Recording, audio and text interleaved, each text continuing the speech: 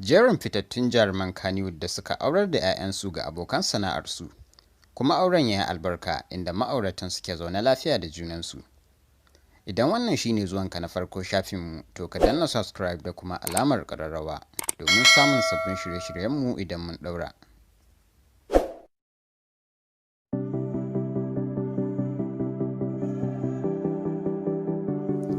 Na ɗaya akwai Rabi'u Kadawa, fitaccen ɗan wasan fina-finan Hausa wanda ya daɗe yana gudanar da wasan kwaikwayo tun kafin ya shigo cikin masana'antar Kannywood.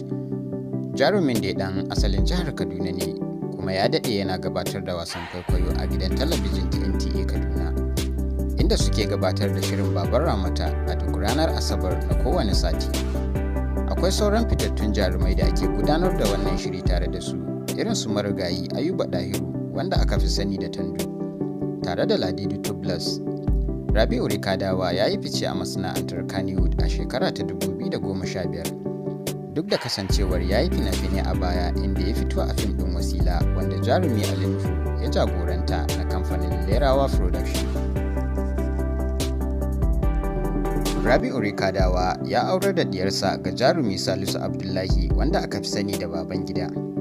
An ɗaura wannan aure a ranar 5 ga watan Fabrairu a cikin shekara ta 2021. An ɗaura auren jarumin da santaleliyar sahibar tasa Fatima Rabi'u Kadawa. An ɗaura auren da misalin karfe 1:30 na rana bayan sallar Juma'a a masallacin Kabala Junction cikin jihar Kaduna, a kan sadaki Naira 100,000.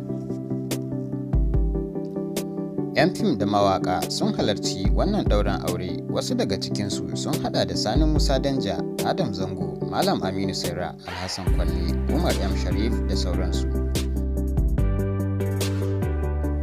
Wannan aure dai 'yar gida ce aka yi, domin duk wanda ya san Rabi'u Kadawa to ya san shi da Babangida, domin wasu da dama Babangida Rabi'u Kadawa suke kiransu da shi. Wasu kuma sun ɗauka ɗansa ne, yayin da wasu ke ganin ɗan uwansa ne. Babangida dai yaron Rabi'u Kadawa ne na cikin industry, kuma gashi an karfafa zumunci inda a yanzu ya zama ɗaya daga cikin iyalan gidansa. Amaryar dai ta bayyana mahaifin nata a matsayin mutum mai kwazo da sanya ga ya kyautatawa iyalinsa, sannan kuma yana zama su yi hira cikin nishaɗi da annashuwa. Tana kuma matuƙar ƙaunar yadda yake ƙoƙarin zama tare da su duk da yanayin aikinsa mai cin lokaci. Haka zalika ta bayyana cewa babban abin da ke bata mahaifin nata rai shine ya saka mutum abu ya ƙi yinsa a lokacin da ya umarce shi. Muna fata Allah ya ba su zaman lafiya, amin.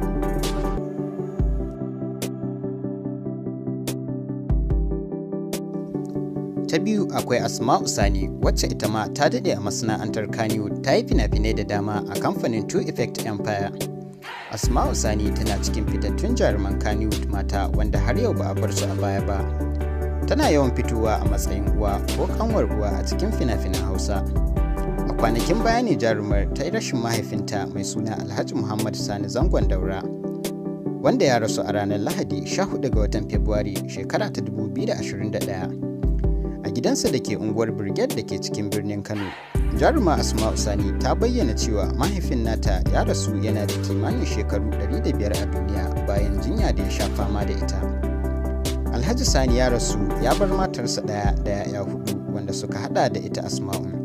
Dimbin 'yan fim da sauran jama'a sun yi wa Asma'u ta'aziyya tare da addu'ar Allah ya ji kanshi da rahma. Asma'u Sani ta aurar da diyarta ga fitaccen jarumin fina-finan Hausa Jamilu Ibrahim, wanda aka fi sani da Jamilu Home Alone. An ɗaura wannan aure a shekara ta 2012, inda Allah ya azurta su da haihuwar yara maza da mata.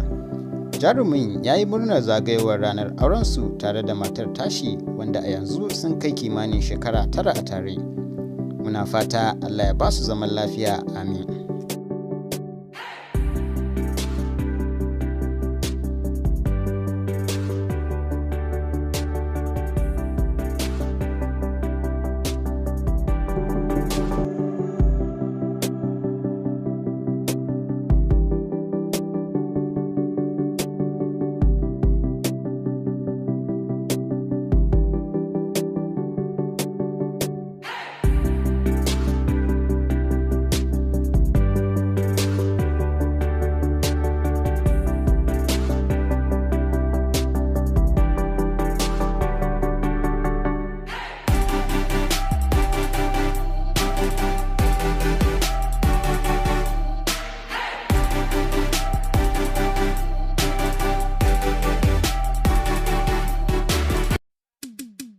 Ga wanda bai yi mana subscribe ba, idan na subscribe da kuma alamar ƙararrawa domin samun sabbin shirye-shiryenmu idan mun ɗora.